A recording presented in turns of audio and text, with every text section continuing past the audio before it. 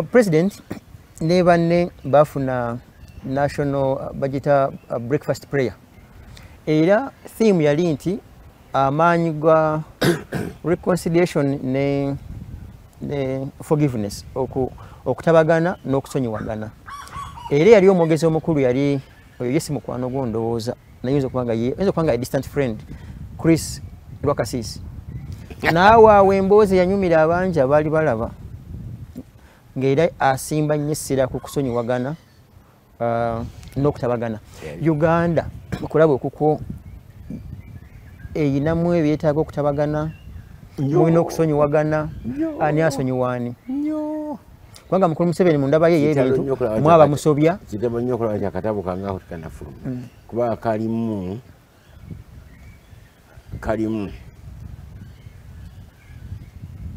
nkiyite nno ntya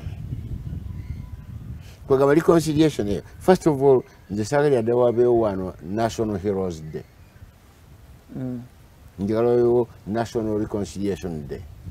Not Heroes Day. Not Heroes Day.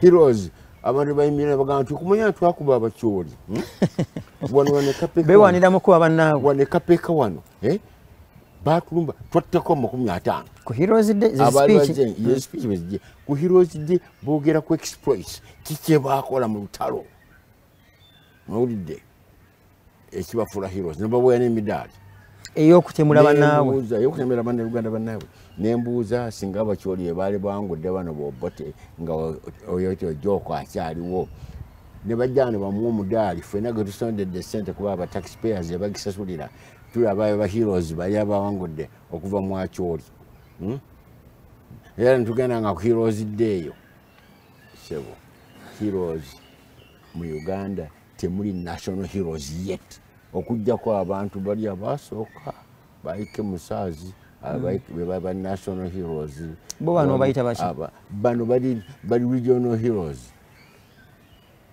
local provincial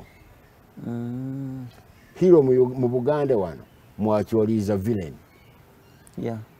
Singa boyito joke bali bawangudde bandi ba heroes Mwakyoli fano ngaruga those are villains batutembula wantu bali mukando tumalize ne reconciliation no reconciliation yesana okudda mu kigambo kya Heroes Day esana fuka reconciliation day reconciliation obote balumbanga olubiri lwa Kabaka Emmengo ne batamanyiddwamu muwendo ne baziikana bamu nga bakyali balamu.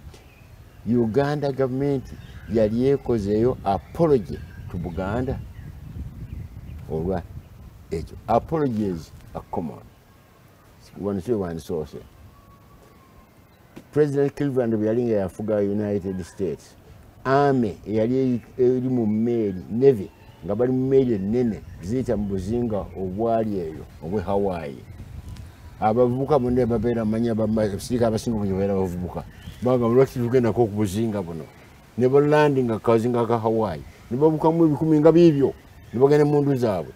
Kabaka yali afuga Hawaii bamutanga Mai naye abasirikale b'amagye b'Amerika nga bayise abenkanidaawo n'agamba nti benategereza okugamba nti nwane nabo nga bajja kutta abantu bane bamalewo for nothing. N'agolola emikono ne bawamba Hawaii. Kakati ne badisruptinga the way of life. Kakati bawamba Hawaii weewaawo ne baddayo nga ne president ategedde ne baddayo ne bagamba president wawambiyo akazinga eyo kako kati ka America era America ne bakakkiriza nti kabeera ne babeera nako oluvannyuma lw'emyaka 50 Hawaii nefuka state of USA. Oluvannyuma lw'emyaka 10 nga President Clinton ye president ne bakola apology nti newankubadde abantu be Hawaii kakati bali part of USA but we disrupted their way of life. 50 years, good years ago. Bandi bakoze apology as a way of reconciliation.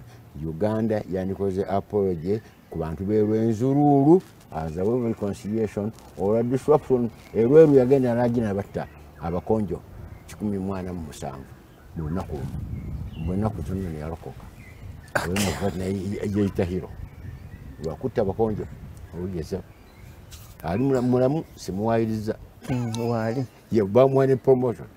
Kakati sebo twandifunye reconciliation, twandifunye apologies, waliwo n'obuntuntu obulalalala. The Alternative Digitalk. Real issues, real talk.